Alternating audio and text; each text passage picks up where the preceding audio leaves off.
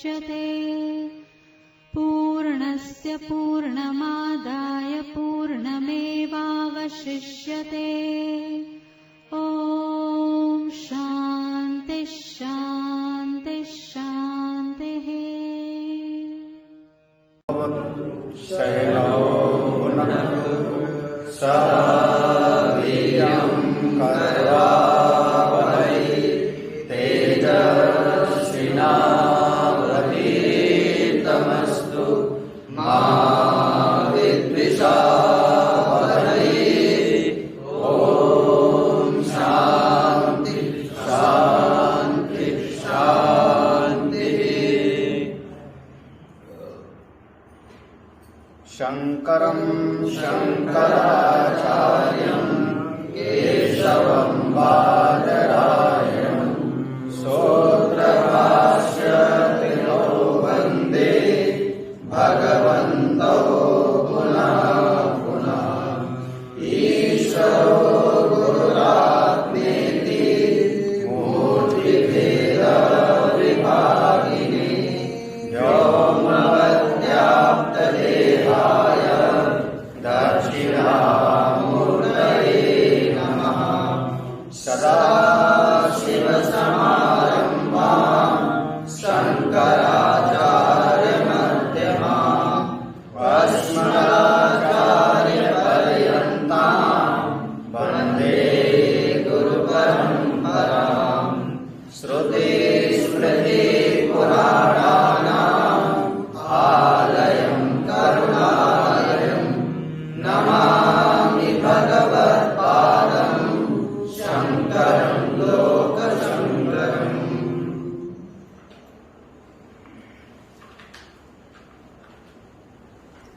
परम पूज्य श्रोत्रिय ब्रह्मनिष्ठ अव्यक्त रूप से सर्वत्र विराजमान पूज्यपाद स्वामी प्रेमजी जी महाराज को वंदन नमन और आत्मस्वरूप सभी समुपस्थित संतजन भक्तजन।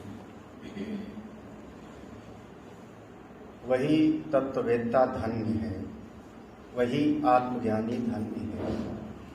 स एव धन्यः आत्मज्ञः, जो सर्वभावेषु समः, समस्त भावनाओं में, समस्त होने में, सारी परिस्थितियों में जिसका अंतःकरण बिल्कुल सम है, जो बिल्कुल अकंप स्थिति में है, निश्चल स्थिति में है।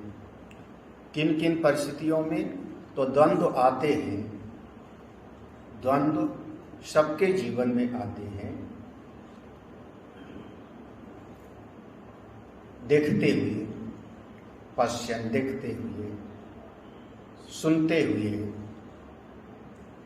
सूंघते हुए, भोजन करते हुए, बातचीत करते हुए द्वंद्व तो आते ही आते हैं। कभी आपको हमारे मन के अनुकूल लगने वाली चीज दिखाई पड़ी और कभी ऐसी चीज दिखाई पड़ती है जिसको हमारा मन पसंद नहीं करता। इन दोनों स्थितियों में अपने मन को समझ रखो। सुनने में भी कभी हमको अनुकूल बातें सुनने को मिलती है और कभी प्रतिकूल बातें सुनने को मिलती हैं। दोनों में अपने मन को सम रखो। जो ऐसा रख सके वो तत्व ज्ञान के रास्ते पर चलेगा। जो ऐसा तत्ववेत्ता हो जाता है वो धन्य है। आज हम साधक हैं, हमको आगे बढ़ना है, प्रयास करना है। ये जो तत्व ज्ञानियों की सहज स्थिति है वो हमको अपने जीवन में लाना है, ऐसी स्थिति लानी है। 66वां श्लोक था। क्वा संसार क्वचा भासः, क्वा संसार क्वचा भासः, क्वा साध्यं क्वच साधनम्, क्वा साध्यं क्वच साधनम्, आकाशस्येव धीरस्य, आकाशस्येव धीरस्य, निर्विकल्पस्य सर्वदा, निर्विकल्पस्य सर्वदा। धीरस्य, जो धीर महापुरुष हो गया, कश्चित धीरः, कोई बिरला ऐसा धीर महापुरुष होगा। वह तत्ववेत्ता जो धीर है वो कैसा?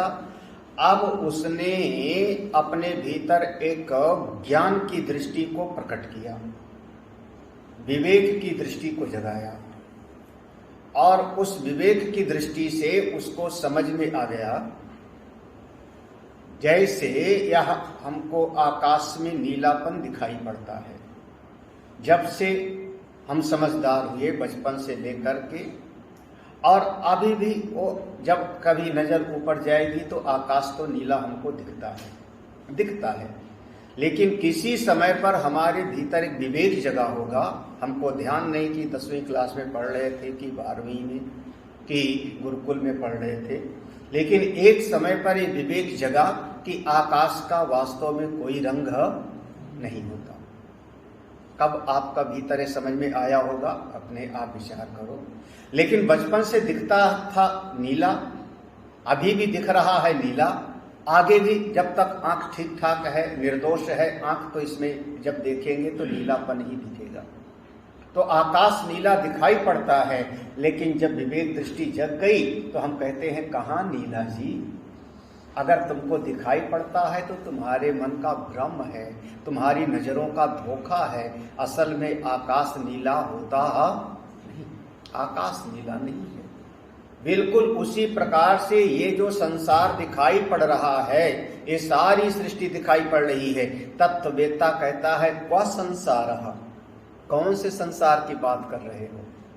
ये सारा का सारा संसार तो आकाश के नीलिमा के जैसे है। कहाँ है? आपको नहीं दिखाई पड़ रहा है जी? अरे दिख रहा है। तो कहते हैं ये जो दिख रहा है ये आभास है ना, ये आभास है ना, प्रातिभाषिक सत्ता है। आभास कहते हैं जो दिखाई पड़े और होवे ना, उसको कहते हैं आभास। जैसे मरीचिका का जल, आकाश का नीलापन, आभास है ना। तत्ववेत्ता कहता है आभास भी अगर तुम कहते हो तो दिख किसको रहा है जी? नजर है तभी तो दिखाई पड़ा ना, आंख है तभी तो आपको नीलापन दिखाई पड़ा। 6 घंटा जब सो गए थे तब कौन सा नीला था? 6 घंटे जब आप निद्रा में थे तब नीला कहाँ था? मूर्छित हो गए तब नीला कहाँ था? ध्यान ही नहीं था, सारा दिन हम ऊपर की तरफ देखे नहीं, नीचे काम करते रहे, तब कहाँ था नीला? एक केवल आपके नजरों के सामने दिखाई पड़ता है।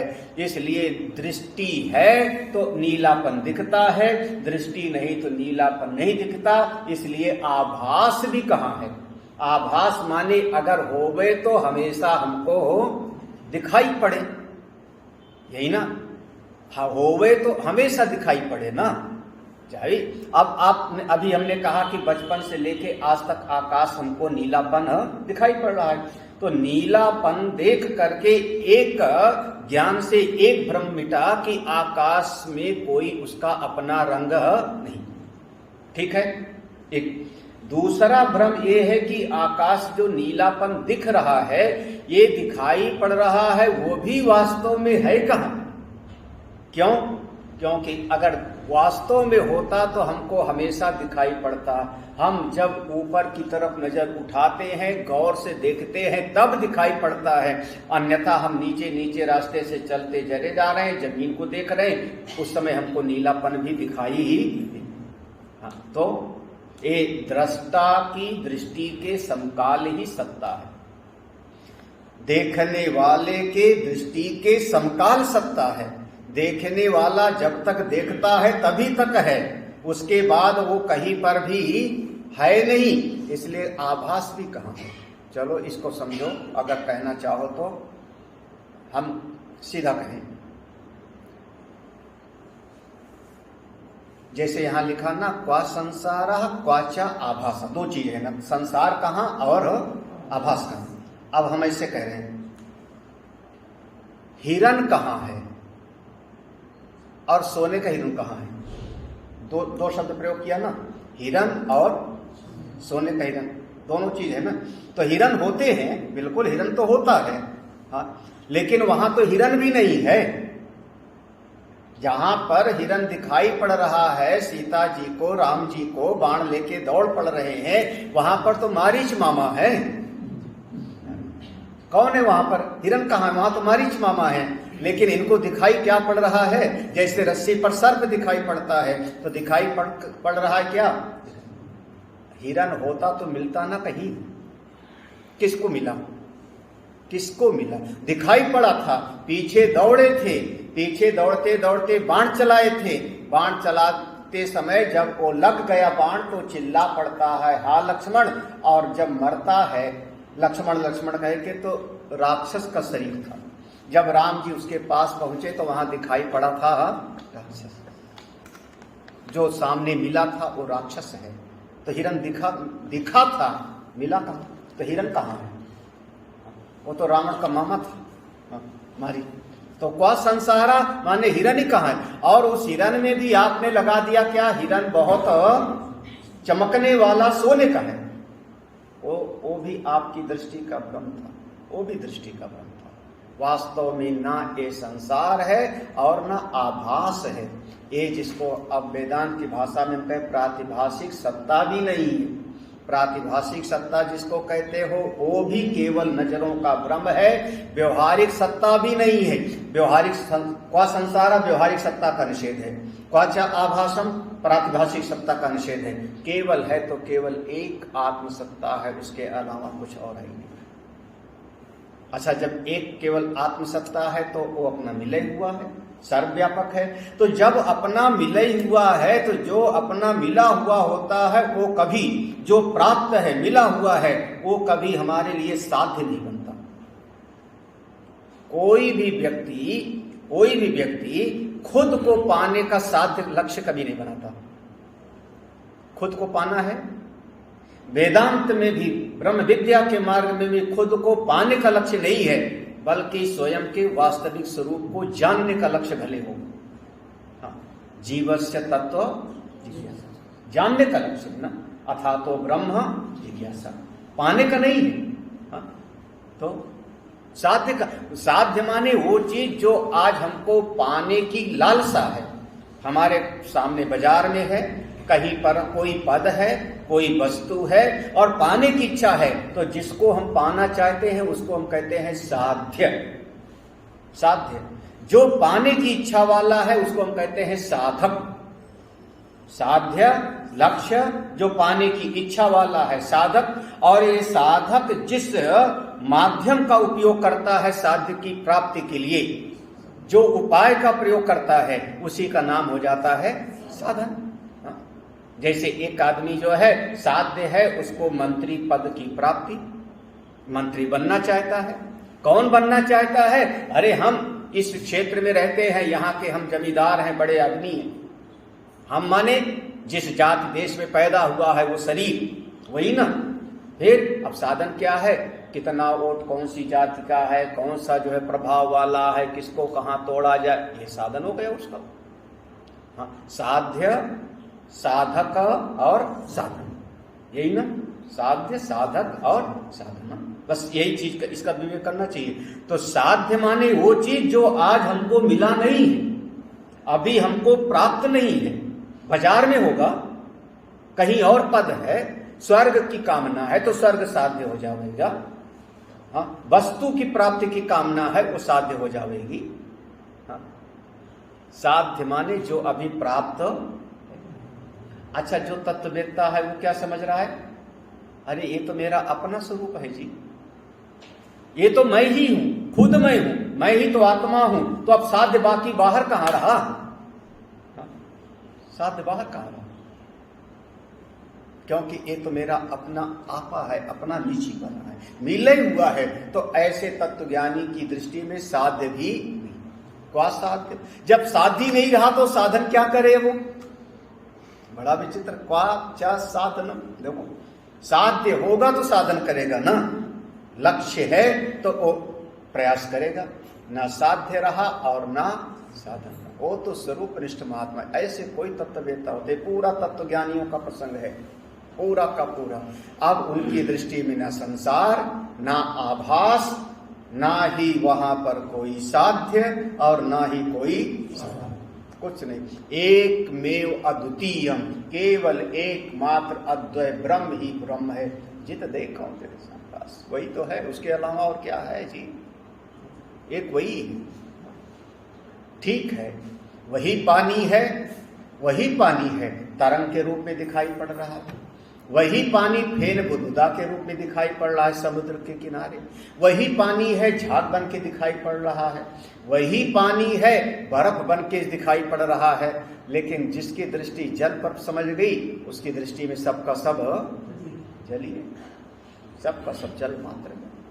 रूप भले अलग अलग दिखाई पड़े, नाम अलग अलग दिखाई पड़े, उससे क्या पड़ता है? तो क्या संसार है?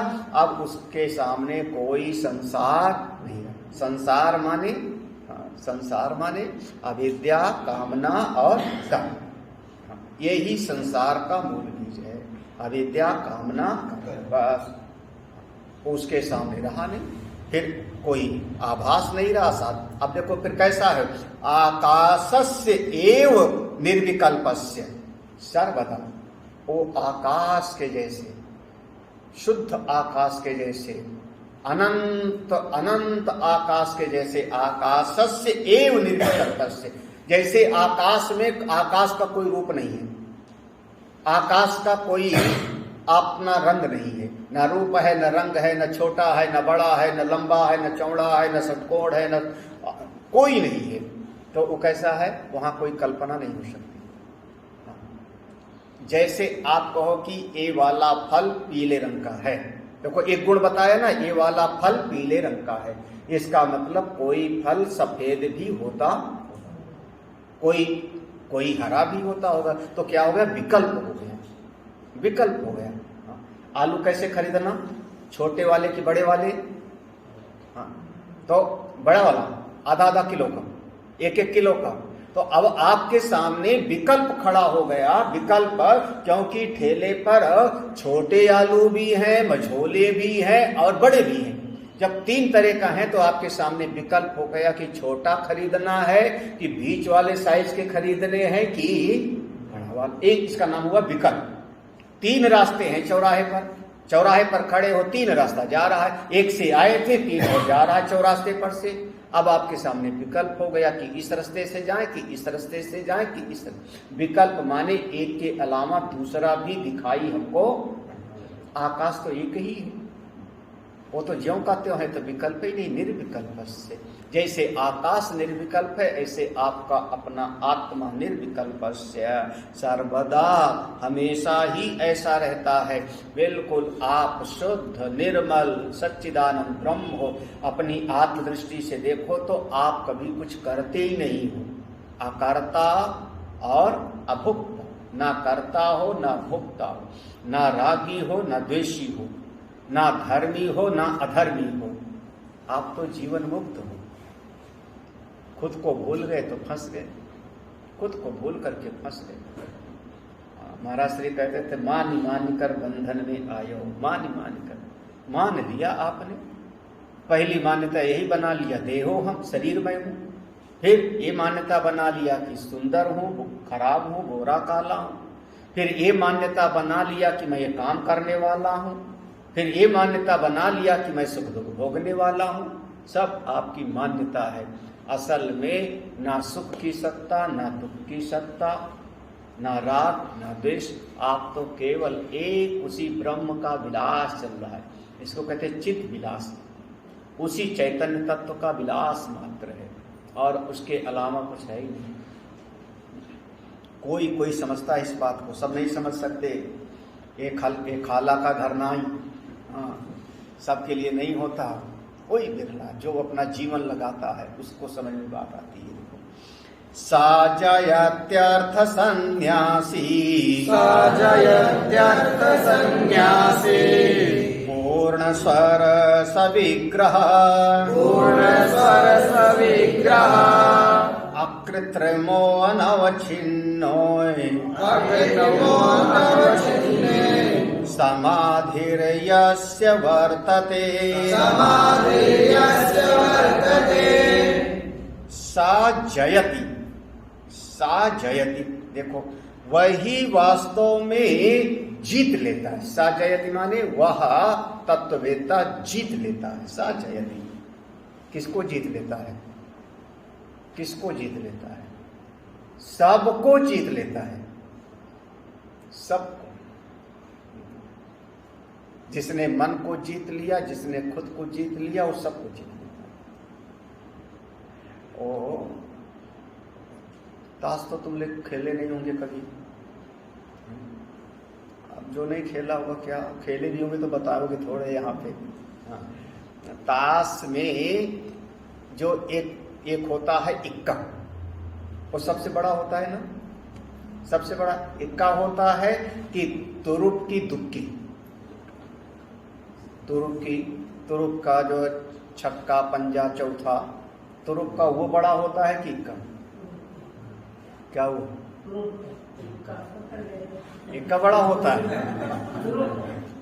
अगर तुरुप का इक्का है तो बड़ा होगा। हाँ, एक तुरुप बोलते हैं ना, तुरुपे बोलते हैं। हाँ, तो अब आपने बेगम भी चली, बादशाह भी चला, इक्का भी चला, दहिला भी चला, सब चल दिया, लेकिन सामने वाले ने जो तुरुप था, कुछ होता है तुरुप, उसका एक चल दिया, तो जैसे वो चला वो सबको जीत लिया। वो तुरुप का दुक्की भी सबको जीत लेते हैं। महाभारत में इसको कहा एक पासा होता है, एक ऐसा पासा बताया। उस पासा से जैसे और सारे पासे जीत लिए जाते हैं। एक कोई ऐसा पासा होता था वो दूत क्रीड़ा में, जिस पासे से सारे पासे जीत लिए जाते हैं। ऐसे ही यह एक आत्मज्ञान रूपी एक महिमा है, जिससे सारे जगत में आप विजयी हो जाते हो। क्यों? क्योंकि अब आप अपने आप के स्वामी हो। अब तो आपको कौन हरा पावेगा, क्योंकि आप कुछ चाहते नहीं। लो, हम सामने वाले रथी को मारना ही नहीं चाहते। अब बताओ, हम रथ पे खड़े ही नहीं, हम पहले नीचे खड़े हैं। अब हमको गिरा के दिखाओ। हम पहले नीचे खड़े हैं, अब आप गिराओ हमको। कैसे गिराओगे? कहां गिराओगे? रथ पे होंगे तो आप हमारे रथ को तोड़ दोगे, हम गिर जाएंगे। हम पहले नीचे खड़े हम अपनी मस्ती में हैं। सा जयति, वही वास्तव में जीत लेता है। सा जयति अर्थ सन्यासी, सा जयति अर्थ सन्यासी, वही वास्तव में अर्थ सन्यासी माने सब कुछ छोड़ चुका है, संन्यास्त कर चुका है, सब का सब। हमको अब अपनी तरफ से कुछ नहीं चाहिए, मिल जाए तो बिल्कुल, हम मना थोड़े करेंगे। कोई मिल जावे, कोई दे देवे, स्वामी जी हाँ बोले आम खाओ, गर्मी का सीजन है, बिल्कुल खाएंगे। हाँ, बिल्कुल खाएंगे, क्यों नहीं खाएंगे? हम क्यों घृणा थोड़े करते हैं? ना हमारा राग और ना हमेरा, बिल्कुल। अर्थ सन्यासी मतलब संन्यास्त कर दिया है मन की कामनाओं का, मन की इच्छाओं का। चाहिए नहीं, जरूरत है, मिल गई, ठीक है। किसी ने वस्तु दिया, किसी ने कोई स्थान दे दिया, कोई जमीन दे दी हुए, हाँ बिल्कुल, हम मना थोड़े करेंगे। कोई कहे महाराज हमारे पास में इतना जमीन है, आप ले लो, इस पर कुछ बढ़िया का काम कर दो, बिल्कुल ले आओ, हम क्यों मना करें? क्यों? क्योंकि अपने लिए हम चाहते नहीं, और नहीं मिला तो अपनी मस्ती में। मुसीबत तब है जब आदमी चाहता है और हो नहीं पाता। तरह तरह के जो है बाधाएं आती, चाहता है आदमी हाँ, लेकिन हो नहीं पाता। सा जयति अर्थ सन्यासी, पूर्ण स्वर सविग्रह, पूर्ण स्वर सविग्रह माने पूर्ण स्वरूप परमात्मा को अपने भीतर ही अनुभव कर रहा है।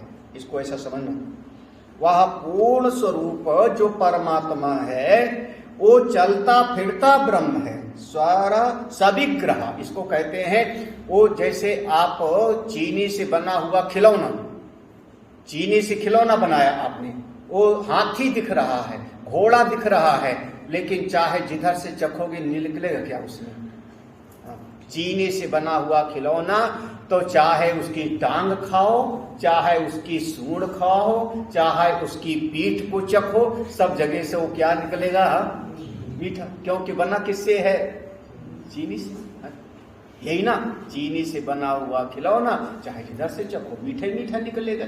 फिर ठीक उसी प्रकार से वह जो महापुरुष है पूर्ण स्वर सविग्रह, वो सीधे उस पर ब्रह्म परमात्मा सच्चिदानंद का साक्षात स्वरूप है।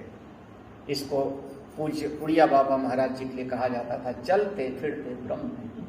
हाँ, चलते फिरते ब्रह्म है। हाँ, अगर कोई पूछे कि हाँ, संत के लिए कहा जाता है, कोई पूछे कि परमात्मा ब्रह्म का क्या स्वभाव होगा, कैसे व्यवहार करेंगे, बोले जैसे हमारे गुरुदेव करते हैं वही परमात्मा, जैसे गुरुदेव करते हैं वही परमात्मा करते हैं। इस परिस्थिति में चलते फिरते परमात्मा के स्वरूप पूर्ण स्वर सविग्रह, बहुत बढ़िया शब्द है। वो पूरा उसी परमात्मा मय है ना। अब उनका जैसे कहा गया कि सर्वत्र है परमात्मा, सर्वव्यापक है, तो एक एक रोया उसी पर ब्रह्म में है जी, उनको बोध हो गया। साजयत, एक एक शब्द साजयती, वो विजयी होते हैं क्योंकि मन को जीते हैं। अर्थ सन्यासी, वो सब कुछ अब छोड़ चुके हैं, कोई उनके भीतर अब कोई चाह नहीं, निष्काम भाव हो गए। पूर्ण स्वर सविग्रह, अब वो अपने भीतर ही आनंदमय है। आनंदमय, एक प्रत्यय लगाओ, मय प्रत्यय, मय प्रत्यय प्रचुरता के अर्थ में, जिधर से चखो उधर से वही वही है, उसके अलावा और कुछ नहीं। अच्छा, हाँ एक चीज और है, हाँ एक चीज और है, कभी कभी बनावटी चीज दिखाई पड़ती है। अंदर से होता है पीतल और ऊपर से सोने का चढ़ा देते हैं पानी। हाँ, नाम देते हैं गोल्ड प्लेटेड, सिल्वर प्लेटेड। अंदर से है स्टील और ऊपर से चढ़ा दिया चांदी की एक परत, तो कहते हैं सिल्वर प्लेटेड, गोल्ड प्लेटेड। तो हुआ क्या, अंदर कुछ है और ऊपर कुछ और है। तो क्या हो गया, ऊपर से जो दिख रहा है, जो दिख रहा है चांदी, दिख रहा है सोना, वास्तव में वो सोना नहीं। यही ना, इसको हम कहते हैं कृत्रिमता, बनावटीपना, बनावटीपना। वो जो सोना दिख रहा है वो बनावटी है, वास्तव में है नहीं। वो चांदी दिख रहा है, बनावटीपना, वो चांदी है नहीं। तत्ववेत्ता जो है अकृत्रिम, अकृत्रिम माने बिल्कुल वो बनावटीपना नहीं, जैसे है अपनी मस्ती। वहां जरा भी जैसे, अब भाई अब हम संत लोग हैं, अपने लिए तो कह ही सकते हैं। हम लोग जब कभी किसी पर व्यंग बोलना होता है तो हम संत अपने ऊपर और ब्रह्मचारी अपने होते हैं, यही दो सबसे बढ़िया सॉफ्ट कॉर्नर होते हैं। चाहे ब्रह्मचारियों पर को सुना दो और चाहे अपने ऊपर सुना दो। भक्तों को सुना देंगे तो भगत लोग जो है गुस्से में भाग जाएंगे, महाराज ने हमको सुना दिया। तो अब हम महात्मा लोग हैं, बैठे हैं, चाय पी रहे हैं, चाय पी रहे हैं, कुछ बातचीत कर रहे हैं, कोई खास व्यक्ति आ गया और एक शिष्य ने आके बताया, महाराज वो आए हैं मिलने के लिए।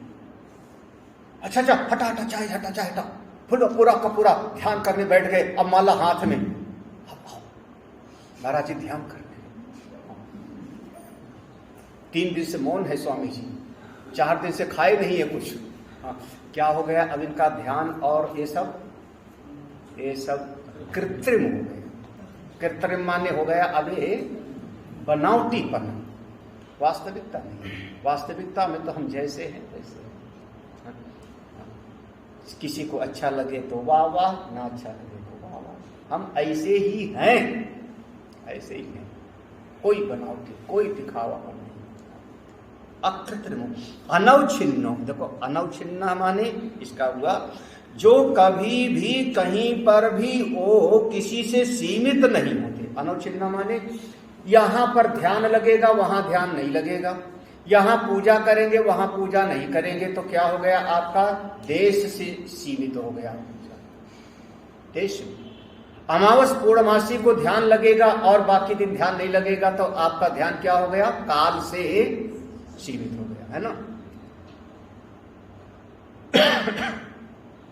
इतनी धूप बत्ती जला दो, भगवान की फोटो रख दो, इतना इतना ग्रंथ पोथी रख दो, तब ध्यान लगेगा। तो आपका जो है ध्यान वस्तु से तो आपने जो साधना किया वो देश से परछिन्न हो सकता है, काल से परछिन्न या वस्तु से। ऐसे महापुरुषों का देश काल वस्तु से कोई सीमा नहीं है। वो तो साधो सहज समाधि, वो चलते फिरते अपनी समाधि अवस्था में है। समाधि यस्य वर्तते, जिनकी ऐसी समाधि लगी रहती है, सा एव धन्य, वो महापुरुष लोग धन्य हैं। पूरे श्लोक का अर्थ, सा जयति अर्थ सन्यासी, ऐसे महापुरुष लोग सर्वत्र विजयी होते हैं, कोई उनको पराजित नहीं कर सकता। जो संन्यस्त हैं, जिनका मन निष्काम है, वो साक्षात चलते फिरते वह सच्चिदानंद धर्म ब्रह्म है, पूर्ण स्वर सब विग्रह, उनका विग्रह सच्चिदानंदमय, बनावटीपन नहीं, अकृत्रिम और देश काल वस्तु से अपरिच्छिन्न। ऐसी समाधि यस्य वर्तते, जिनकी ऐसी समाधि लगी रहती है वो धन्य है। क्या कहा जाए और सुनो, बहुनात्र किमुक्तेन ख्यात तत्त्वो महाशयः भोग मोक्ष निराकांक्षी सदा सर्वत्र नीरसः। अत्र देखो, अत्र किम बहुना उक्तेन, अत्र किम बहुना, इस विषय में, अत्र माने इस विषय में, किम माने क्या, बहुना माने ज्यादा कुछ कहा जावे। इस विषय में ज्यादा क्या कहें आपको, ज्यादा क्या बताएं। जैसे कहते हो ना, क्या बताएं ज्यादा जी, तो क्या कहें इस विषय में, इसका नाम कैमुतिक में। क्या ज्यादा कहें, किम क्या कहा जाए। ज्ञात तत्व महाशया, जिस महापुरुष को अपने आत्मस्वरूप का बोध हो गया, उसने जान लिया कि मैं ही आत्मा हूं, तीनों शरीर का जो मूल अधिष्ठान मैं हूं, पांचों अन्नमय कोष आदि का मैं साक्षी हूं, तीनों अवस्थाओं का मैं दृष्टा हूं। जो ऐसा जान गया, मैं तुरी तत्व हूं, मैं तो वही तुरी तत्व हूं, अमात्र अवस्था हूं, जिसने ऐसा जान गया। ज्ञात तत्व माने जिसने तत्व को सार रूप में जाना, वास्तविक रूप में जाना। ऐसा मन कैसा होगा, महापुरुष भोग मोक्ष निराकांक्षी। ऐसा महापुरुष भोग मोक्ष, ना तो जगत में भोग चाहता है न मोक्ष चाहता है। उसके चित्त की स्थिति क्या है, चाहता नहीं कुछ, चाहता नहीं भोग मोक्ष। ये भी नहीं चाहता कि बढ़िया आज कोई हमको व्रत वाला भोजन बनावे खिलावे, चाहता नहीं। मिल गया तो बहुत बढ़िया, नहीं मिला तो बहुत बढ़िया। भोग ही नहीं, मोक्ष, मोक्ष अपि, भोग मोक्ष, ऐसी स्थिति। आप मोक्ष चाहते हो, ये भी एक बहुत बड़ा बंधन है। अयमेव हि ते बंधा समाधिम अनुतिष्ठति, शुरुआत में कहा था, यही तुम्हारा बंधन है कि समाधि को तुमने लक्ष्य बनाया। अनुतिष्ठन्ति, अयमेव हि ते बंधा द्रष्टारम पश्यसि इतरम, यही आपका बंधन है कि दृष्टा को अपने से अलग देखना चाहते हो। अरे आपका तो मोक्ष आपका स्वरूप है, तो साध्य क्यों बना रहे हो उसको। साध्य बनाओगे तो फिर साधन करना पड़ेगा। इतनी साधना करूंगा तो ये मिलेगा, इतना ध्यान करूंगा तो ये मिलेगा। तो साधन से जो मिलेगा वो नित्य हो जाएगा, क्योंकि साधन पुरुष कर्तृक है। साधन तो पुरुष कर्तृक है, तो साधन जो है क्रियात्मक होगा, तो साधन जो है अनित्य होगा। तो अनित्य साधन से जो मिलेगा वो भी वो मोक्ष कहाँ, उसको साधन बनाते नहीं। वो तो मेरा अपना स्वरूप है, वो तो मेरा स्वरूप है। हम चाहते नहीं कुछ, नहीं महाराज, हम अंतःकरण की शुद्धि चाहते हैं। चलो मोक्ष नहीं चाहते, भोग मोक्ष नहीं, अंतःकरण की शुद्धि चाहते हैं। अरे पगले, अंतःकरण तो पहले से शुद्ध है। क्यों? अंतःकरण बना किससे? पांचों महाभूतों के सात्विक अंश से। तो पहले से शुद्ध है। जो पहले से शुद्ध है उसको क्या शुद्ध करना? बोले आगंतुक उसमें दोष मिल गए, आगंतुक दोष मिल गए हैं ना, जैसे होता है पात्र सोने का, लेकिन जमीन में गाड़ के रखा था तो काई पर चढ़ गई, आगंतुक दोष है, तब तो साफ करें। बोले अभी भी आपने अंतःकरण को सत्ता दे रखी है, सत्ता मान रखा, अंतःकरण की सत्ता को स्वीकार कर रहे हो कि अंतःकरण है। हम कह रहे हैं कौन सा अंतःकरण, ये तो सारा जगत ही भाषित है, प्रातिभाषिक सत्ता है। जब पांचों महाभूत, अष्टधा प्रकृति, विकृति, सब का सब केवल कल्पित जगत में है, सारा सारा अध्यस्त है, मैं अधिष्ठान हूं, तो उसमें अंतःकरण भी तो अध्यस्त ही है। कल्पित चीज को आप शुद्ध करना चाह रहे हो, कैसे हो, कैसे महाराज? बोले नहीं नहीं महाराज, मैं तो अविद्या का नाश करना चाह रहा हूं। अरे अविद्या का नाश करना चाहिए। अविद्या माने जो है ही नहीं। अविद्या माने क्या? जो ये भ्रम का कारण है उसी का नाम अविद्या। जैसे कारण शरीर को कहते हैं अविद्यात्मक, कारण शरीर अविद्यात्मक है। कारण क्यों? क्योंकि स्थूल और सूक्ष्म शरीर दोनों का वो कारण है, इसलिए उसका नाम पड़ा अविद्या। माने कहां? अविद्या, अविद्या ना, अविद्या माने विद्या माने ज्ञान, और आ लगा दिया तो हो गया ज्ञान का अभाव। जहां ज्ञान नहीं है उसी का नाम है, तो ज्ञान का अभाव ही है। आप जो है लाठी ले करके और अंधकार को पीट रहे हो, भाग अंधकार आज तू यहां से। जो है ही नहीं उसको भगाना चाह रहे, काहे के लिए? भोग मोक्ष निराकांक्षी। हम तो बिल्कुल कोई आकांक्षी नहीं बना, ना संसार की, ना मोक्ष की, ना भोग की, ना मोक्ष की। हाँ, और उपाय क्या है फिर? तरीका क्या है जीवन जीने का? पहले बताए थे, यदा यत् कर्तुम आयाति, हाँ है ना, तथा तत्कुरुते। जब जिस समय जो आया वैसे व्यवहार कर लिया। एक पंक्ति कई बार आई है इस गीता में, यदा यत् कर्तुम आयाति, ये भी आया है, तत्कृत्वा आस्ते यथा सुखम, ऐसा कई बार आया। जब जिस समय जो आया वैसा व्यवहार कर लेते।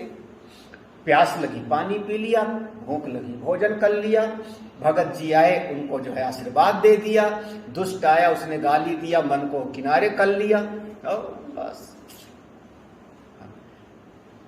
हम तो उठते बैठते चलते फिरते अपनी महिमा में रहते हैं जी, ठीक है। ये दुनिया का रंगमंच चल रहा है सब। आकांक्षा क्यों बना रहे? हाँ, आप जो साध्य बना रहे हो वो आपका एक प्रतिबंध हो जाएगा ना।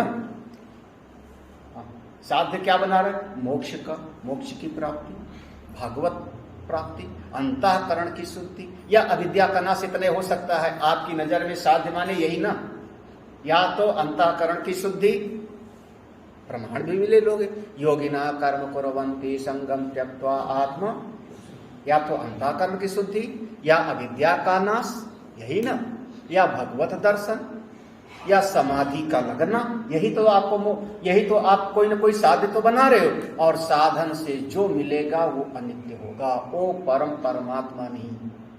भोग मोक्ष निराकांक्षी, ये इसीलिए अष्टावक्र गीता बिल्कुल जीवन का आखिरी पड़ाव है, शुरुआती नहीं है। जो लोग शुरुआती में सुन रहे हैं समझो भगवान की बहुत बड़ी कृपा है। सदा सर्वत्र धीर सा, वो अपनी महिमा में रहते हैं। सर्वत्र, हमेशा, सर्वत्र, सब समय पर, सब जगह पर। कैसे रहते? नीरसा। नीरसा माने यहाँ पर होता है संसार में ना उनका किसी से शत्रु भाव है और ना ही किसी के प्रति नीरसा। महाराज श्री ने बात किया, ना राग है और ना द्वेष, किसी से कोई ना तो आसक्ति है और ना घृणा है। बस बिल्कुल अपनी महिमा में, अपनी महिमा में। कि मुक्तेन बहुना, क्या कहा जाए ज्यादा। जो ऐसे तत्व को जानते हैं अपने स्वरूप में, वो कुछ चाहते ही नहीं। आप बताओ उनको कैसे आप पराजित करोगे जो कुछ चाहते नहीं? जो कुछ चाहते ही नहीं उसको कैसे पराजित करोगे? सा जयति ना, जो चाहेगा उसको आप पराजित कर सकते हो। कुर्सी चाहिए तो उसको पराजित कर सकते हो। घर चाहिए आप मुकदमा में हरा सो, यही ना। घर चाहिए मुकदमा कर दो, घर से बेदखल करा दो, यही ना। जीवन चाहिए, मैं जिंदा रहना चाहता हूं, आप तलवार से गर्दन काट दो, मर गए। क्योंकि जीवित रहना चाहता था तो आप पराजित कर दी। वो तो जीवित रहने में भी सम है, मरने में भी समय, सम जीवित मृत्यु सम। तो चाहते नहीं कुछ, अब उसको हरा के दिखाओ, उसको हरा के। वो विजयी है, सा जयति सा जयति। अगला श्लोक। महदादि जगद्वैतम नाम मात्र विजृंभितम विहाय शुद्ध बोधस्य किं कृत्यम् अवशिष्यते भ्रमभूतमिदं सर्वम् किञ्चिन्नास्तीति निश्चये अलक्षिस्फुरणा शुद्धा स्वभावेनैव साम्यति। महत आदि, आदि में जो महातत्व था, महत आदि माने आदि में, आदि है ना, आदि में माने महातत्व से लेकर के, महातत्व से लेकर के आगे जितने भी हैं। कौन? अव्यक्त था, अव्यक्त से महातत्व हुआ, महातत्व से फिर हिरण्यगर्भ, अब प्रक्रिया तो प्रक्रिया तो सबको रटी हुई है हा? फिर उससे फिर जो है और आगे 5 महाभूत पैदा हो गए, 5 महाभूतों से फिर आगे सृष्टि बनती गई। तो महातत्व से लेकर के महातत्व के ऊपर कौन? अव्यक्त। महता परम अव्यक्त, अव्यक्तात् पुरुष परम, पुरुषान्ना परम किंचित सा काष्ठा सा परागति। तो महातत्व से लेकर के कहां तक? जगत द्वैतम, ये जगत जितना बन गया ये दिखाई पड़ने वाला, अब पूरा का पूरा वो सृष्टि प्रक्रिया को ले आओ, पूरा का पूरा देखो। महातत्व से लेके फिर आपका 5 महाभूत, पंचीकरण, ज्ञानेन्द्रियां, कर्मेंद्रियां, 5 प्राण, अंतःकरण, जितना कुछ बन गया नाम, ये सब नाम मात्र विजृंभितम, ये केवल नाम के हैं, जम्हाई हैं। जैसे आप जम्हाई लेते हो तो मुंह खुल जाता है। विजृंभितम माने, विजृंभितम माने जम्हाई। जैसे आप जम्हाई लिए तो बड़ा सा मुंह खुल गया, गरम गरम से थोड़ी हवा निकली, ऐसे उसने जम्हाई लिया और सब बन गया बस। केवल नाम मात्र का है, सृष्टि है ही नहीं, केवल नाम मात्र का है। सृष्टि कहाँ है? वाचारम बड़म विकारो नामधेयम। हाँ, ये तो रटा है मृत्तिका इत्येव, सब नाम रूप केवल वाणी का विकार है, कहीं कुछ भी नहीं है, ना घड़ा है, न कुल्लड़ है, न सपोरा है, बस मिट्टी मिट्टी है, मिट्टी मिट्टी है और कुछ है। घड़ा कुल्लड़ सपोरा सब क्या है? केवल नाम मात्र का है। नाम आपका काम चलाऊंगे, काम चलाऊंगे, व्यवहार चल जाता है, बस व्यवहार चल जाता है। अब दूध रखना है तो घड़े में रखोगे, मिट्टी में थोड़े रखोगे। दूध रखना है तो कुल्हड़ में रखोगे, चाय पीनी है तो कुल्हड़ में पियोगे। व्यवहारिक है, काम चलाऊंगे। असल में सत्य तो नाम, ए महातत्व, महातत्व से लेके 5 महाभूत, सारी सृष्टि सब। इसलिए मैंने क्या किया? विहाय शुद्ध बोधस्य, जिसने सब को बाध कर दिया। विहाय माने निषेध कर दिया। निषेधे कृते नेति नेति एति वाक्यई, ना इति ना इति। ये मिट्टी नहीं, जल नहीं, अग्नि नहीं, वायु नहीं, आकाश नहीं, सबसे बना हुआ ये जगत नहीं, सबका नेति नेति विहाय और अपने शुद्ध स्वरूप में पहुंच गया। अब वो क्या करे? किम कृतम किम कृत्यम, अब उसका क्या कर्तव्य बाकी रहा? कोई कर्तव्य नहीं, स्वरूप में पहुंच गया तो। क्यों? क्योंकि अब उसको कोई पाना ही नहीं है, कुछ खोना ही नहीं। ना कर्मणा वर्धते मोकनीयम। तो महत तत्व से लेके ये पूरा द्वैत रूपी जगत जितना है नाम मात्र का है, जम्हाई मात्र है, केवल कल्पना स्वप्न मात्र है। तत्ववेत्ता ने सबका विहाय निषेध करते हुए शुद्ध बोध स्वरूप में जाके विराजमान हो गया। अब उसका जगत में कोई कर्तव्य शेष अगर त्यागना है तो इसको त्यागो, इसको छोड़ के दिखाओ, सबको कल्पित समझ के दिखाओ, सबका कल्पित, सबका सब कैसा है, कल्पित है। एक कल्पित है कैसे समझूं मैं, कहते हैं ब्रह्म भूतम इदम, ये सारा जगत ब्रह्म का भूत है।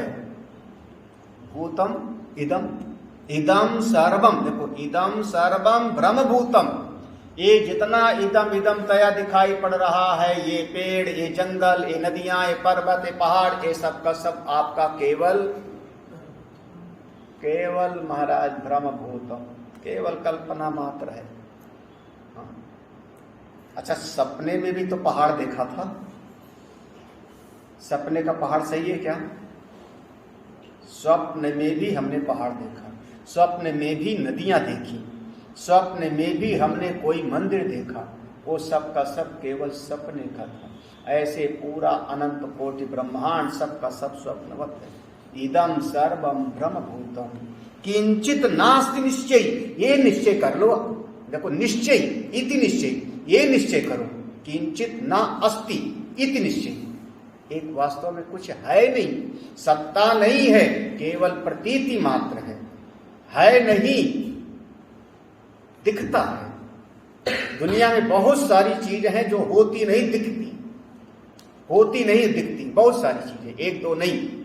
हाँ, एक दृष्टांत ढूंढो, दर्जनों दृष्टांत आपको प्राप्त हो जाएंगे। अब एक भगत ने हमको गाड़ी में बिठाया, कहीं ले जा रहा था भोजन पर, भिक्षा पर, उसकी कार में बैठे तो कार में जहां शीशा होता है वहां अंगूर का गुच्छा लटक रहा था। तो हमने सोचा ये खाऊं, जैसे उसको पकड़ा अंगूर का गुच्छा तो उसने कहा स्वामी जी नकली है। अब बनाया हुआ है किसी प्लास्टिक का या किसी चीज का, वो एक प्रकार से देखने के लिए शोपीस है, लेकिन देखने में हूबहू लगता था क्या है वो, अंगूर। अब ऐसे फलों की टोकरी रखी है, देखने में लगता है, लेकिन अब वहां पर सजावट के लिए बनाया हुआ है, वो सब वास्तव में फल नहीं है। वो तो जैसे दिखता है लेकिन वहां पर वो चीज है, बिल्कुल वैसे सारी सृष्टि दिखती है लेकिन वास्तव में ये है ब्रह्म भूतम इदम, सब का सब ब्रह्म मात्र है, कल्पित मात्र है, जादूगर का जादू किंचित, ये निश्चय कर लिया। जब ये निश्चय कर लिया तो क्या होता है, अलक्ष्य स्फुरणा शुद्धा, अलक्ष्य, अब जो अपना आत्म स्वरूप है, जो अपनी आत्मा है, वो जिसको कोई देख नहीं सकता, दिखा नहीं सकता, नेत्रों से जिसको देखा ना जा सके, दिखाया ना जा सके, जिसका कोई लक्षण नहीं, जिसका कोई लक्षण नहीं, उसको हम कहते हैं अलक्ष्य। क्योंकि लिंग परामर्श के द्वारा ही अनुमान करते हो, जिसका कोई लक्षण नहीं। आत्मा का क्या लक्षण है, आत्मा का क्या लक्षण, कुछ वो तो निर्गुण है, निर्विकार है, निरवय है, निरंजन है, निरामय है, नाम रूप से परे है, उसका कोई जो है शब्द प्रवृत्ति का हेतु ही नहीं है, गुण क्रिया संबंध यही सब होते हैं, शब्द के कोई लक्षण नहीं, तो अलक्ष्य, जिसको दिखाया नहीं जा सकता, ये है आत्मा। अगर दिखाने वाला होता तो हम ऐसे हाथ पे रख के दिखा देते, ये लो आत्मा, जाओ। आप भी कहते आत्मा 2 रुपया किलो, ऐसा थोड़े है, वो दिखाया नहीं सकता, वो हमारी सत्ता है, मेरा अपना स्वरूप है, अलक्ष्य स्फुरणा, वो चेतन स्वरूप है, ज्योति स्वरूप। आप जिंदा हो, आप श्वास ले रहे हो, कैसा लगता है, हड्डी मांस चमड़े का शरीर और जीवित है, तो कैसे काम कर रहा है, किसकी शक्ति से। कहते हैं बहुत बड़ा वैज्ञानिक था, उसका ब्रेन अभी भी सुरक्षित रखा है, आइंस्टाइन का ब्रेन सुरक्षित रखा है, बोतल में रखा होगा कहीं कुछ डाल करके। अब वो ब्रेन से जाके पूछो, प्रश्न पूछो, कोई गणित का सवाल पूछो, गुरुदेव ने कहा 2 और 2 कितना होता है, ब्रेन से जाके पूछो बताएगा, है तो रखा, बोले उसके भीतर वो चेतना, वो चेतना नहीं, ब्रेन रखो आप, उससे क्या होता है, दिमाग रखे रहो, वो चेतन तत्व में स्फुरणा वही शक्ति है। और वो जो भीतर आपकी शक्ति वो मैं हूं, वो कैसा परम शुद्ध स्वरूप है, शुद्ध स्वभाव, उसमें कोई दोष नहीं, उसमें कोई पाप पुण्य नहीं, शुद्ध स्वभाव एक। ऐसे जीव अपने स्वरूप में जाके शांत हो जाता है, बिल्कुल अपनी महिमा में जाके विराजमान हो जाता है। शुद्ध स्फुरण रूपस्य दृश्य भावमपश्यतः क्व विधि क्व च वैराग्यम् क्व त्यागा क्व समोऽपि वा स्फुरतोऽनन्तरूपेण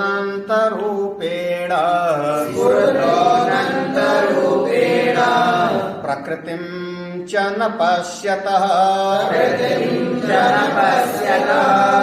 क्व बन्धः क्व च वा मोक्षः क्व हर्षः क्व विषादता। शुद्ध स्फुरण रूपस्य, मैं ऐसा शुद्ध चैतन्य स्वरूप हूं, ज्योति स्वरूप हूं, आप परम प्रकाश स्वरूप हो, शुद्ध स्फुरण। दृश्य भावम अपश्यता, जब अपने स्वरूप को देख लिया ना, अपनी महिमा को, तो दृश्य भावम अपश्यता, दूसरा कोई दृश्य जगत दिखाई नहीं पड़ता। जित देखो चित देखो, जैसी दृष्टि होती है वैसे दुनिया आपको दिखाई पड़ती है। हमारी दृष्टि के अनुसार ही जगत प्रतीत होता है। जिसकी दृष्टि में आत्मस्वरूप हो गया, सारा जगत आत्म में दिखाई पड़ता है। फिर ये नाम रूप दिखाई नहीं पड़ता। दृश्य भावम अपश्यता, वो किसको देखे, किसको देखे, उसकी नजर में तो बस एक वही चेतन है। आप पेड़ कहते हो, मैं चेतन कहता हूं। आप ऊंट कहते हो, मैं चेतन कहता हूं। आप देवता दैत्य कहते हो, मैं चैतन्य स्वरूप कहता हूं। मेरी दृष्टि में तो सारा जगत केवल चिन्मयी है, चिदानंदमय स्वरूप। तो शुद्ध स्फुरण स्वरूप से दृश्य भावम, अब उसको ये दृश्य नाम रूपात्मक जगत दिखाई ही नहीं पड़ता। अब दिखाई पड़े तो उसको कानून बताओ ना, नियम बताओ। दिखाई पड़े तब ना, उसको दिखाई नहीं पड़ा तो क्या विधि, अब क्या विधि बताई जाए, क्या विधि, अब उसके लिए क्या विधि बताए। हमारे वेदांत के चिंतन में, हमारा जो दर्शन है, दर्शन के चिंतन में 3 विधि का नाम आता है, सुना होगा शायद। अपूर्व विधि, नियम विधि और परिसंख्या विधि। अपूर्व विधि जो अन्यत्र प्राप्त ना हो, केवल उसी शास्त्र के द्वारा प्राप्त हो, उसको हम कहते हैं अपूर्व विधि। जैसे स्वर्ग कामो यजि, ये अपूर्व विधि है।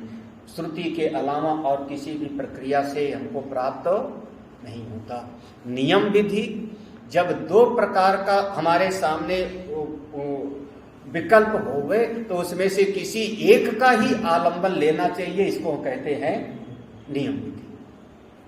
जैसे क्या कहें, किस प्रकार से हमको गंगा जी स्नान करने जाना है, हमारे सामने विकल्प है, रिक्शा से भी जा सकता हूँ, कार से भी जा सकता हूँ, मोटरसाइकिल से भी जा सकता हूँ, पैदल भी जा सकता हूँ। तो ये विकल्प आ गया हमारे सामने। अब इसमें आपको चूंकि पूरा पुण्य चाहिए तो आप पैदल ही जाओ। क्या हो गया अब इसका नाम? नियम विधि। अब नियम विधि हो गया। गोवर्धन जी की परिक्रमा करनी है तो परिक्रमा रिक्शे पे भी बैठ के कर लेता है आदमी, मोटरसाइकिल से भी जाएगा तो परिक्रमा हो जाएगी। लेकिन नियम विधि क्या हो गया? बिना चप्पल के आप गोवर्धन जी की परिक्रमा करो, जूता पहन करके परिक्रमा नहीं। ये देखो क्या हो गया? नियम, अपूर्व विधि और नियम। ये मीमांसा दर्शन का प्रमुख विषय है। और तीसरा होता है परिसंख्या विधि। परिसंख्या विधि बड़ी विचित्र है। जब किसी को रागता कोई चीज प्राप्त है, रागता कोई चीज प्राप्त है, तो उसके सामने कोई एक नियम बना करके, एक विधि बना करके उसके राग को समाप्त करने का प्रयास किया जाता है। रागता प्राप्त चीज में एक विधि का निर्णय करके उसके राग को समाप्त करने की कोशिश की जाती है, उसका नाम है परिसंख्या विधि। कुछ पहले नहीं पढ़ा। एक मान लो एक शिकारी है, जंगल में रहता है, उसका काम ही है, जैसे रत्नाकर डाकू है, तमाम तरह के लोग कोल भील हैं, उनका काम है सवेरे से शाम तक जीवों को मारना, हिंसा करना और खाना। जो मिले सो मारो, जो मिले उसको मारो, खाओ, जो मिलो। भगवान भला करें, दूसरे देश में कोई देश ऐसे वहां चींटियों को भी चटनी बना के खा जाते हैं, सब खाते। अब वो कोई महात्मा मिल गए जंगल में उसको, महाराज आप पर अब हमारी बड़ी श्रद्धा है, आप पर हमारी बड़ी श्रद्धा है, हमारा कल्याण किस में होगा। अब महात्मा जी जान गए कि इसका राग है मांस खाने में ना, रागता प्राप्त क्या है, ये बचपन से मांस खाया है, बचपन से खाया है, और सीधे मैं कह दूं इसको मत खाना तो मान नहीं पावेगा, जी नहीं पावेगा, क्योंकि बचपन से वही चीज खाया हुआ है। तो रागता प्राप्त हो गया। तो उसको संत ने कहा पंच पंच नखा भक्ष्या, आप धर्म है 5 नख वाले 5 को छोड़ 5 को खा लेना, बाकी और किसी को मत खाना। 5 पंच नखा भक्ष्या, इसका नाम है परिसंख्या विधि। गिनती किया ना, 5 पंच 5 पंच नखा, 5 नाखून वाले। 5 नाखून वाले बहुत सारे होते हैं, हम भी 5 नाखून वाले हैं, है ना, लेकिन मनुष्य को मत खाना। तो वहां पर कहा 5 चीजों को गिनाया, शल्को स्वविधि ससाह कूर्मः, ऐसे गिनाया। 5 नख वालों को खाना और बाकी सबको जो दिन भर मारते रहते हो, ये दिन भर मार के खाना तुम्हारे लिए ठीक है।